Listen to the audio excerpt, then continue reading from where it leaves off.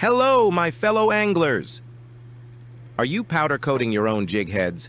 If you are, then you need to watch this quick video. Hanging your jig heads on the wire racks leads to possible droopy or saggy jig heads. Build yourself a jig rack and fix that issue quickly.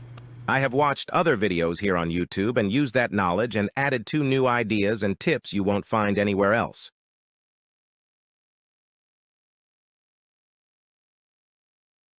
Alright guys, let's get started.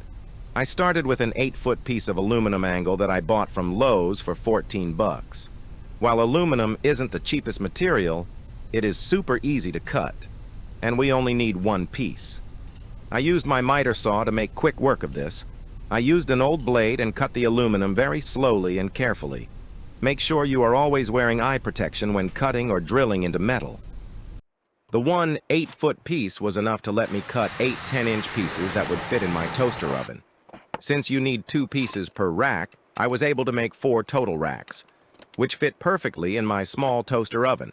I also used a vise to help hold the brackets as I drilled the holes. I probably only needed 3 holes, but I cut extra just in case I ever wanted more tension on the racks. Remember those tips I mentioned earlier? Here is tip number 1. Get yourself a silicone baking tray that has raised edges. Trust me that having beveled edges on your jig rack will make it way easier to slip in your jig hooks. It really is a game changer. I will list all the items and provide links to all the items I use to make these racks in the description of this video below. Next up is cutting out the liners of our racks. As you can see, I used a utility knife and free-handed the cuts. This was a terrible idea, as the cuts were uneven. I would suggest drawing a line with a Sharpie, then just cutting it with scissors, but at the end of the day, who cares? We aren't graded on this. It only needs to be functional.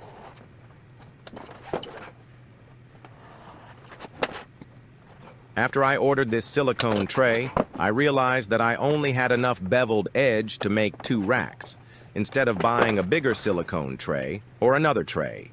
I opted to keep my costs down and have 2 trays with beveled edges and 2 the conventional way. I rarely bake more than 2 trays anyway, and when I do, it isn't a big deal. Again, I will have links to this tray below.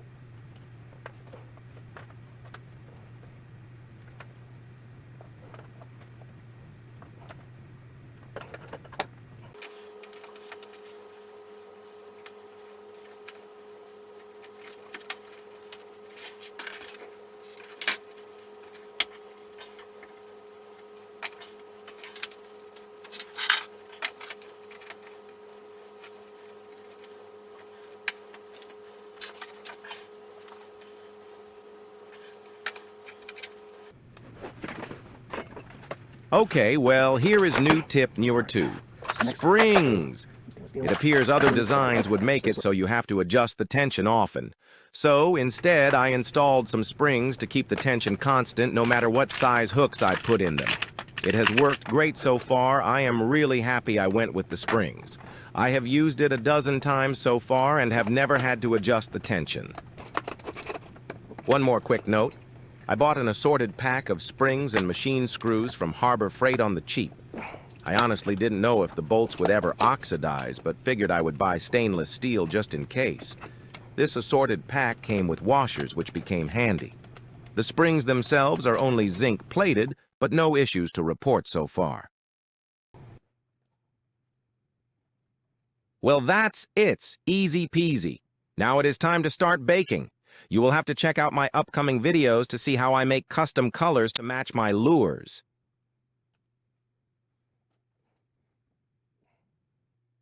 Hang in there for the last few seconds to check out the final product. As you can see, here is the new jig rack with bevel edges and spring tension. As you can see in a moment here, that not having the beveled edge is just not optimal. Not a huge deal, but I would never use these first. If you take a look at some of my shorts, you can see I use different size jigs on the same rack. Again, I have never had to adjust my screws. The springs work great. Well, that is a wrap, my friends. If you found any of this helpful, please like and subscribe. It takes effort to post these videos, and knowing I help anyone is all the incentive I need to post more. Join me as I dive into this world of lure making and saving us some money along the way. Keep your lines tight and those rods bent. Until next time, peace.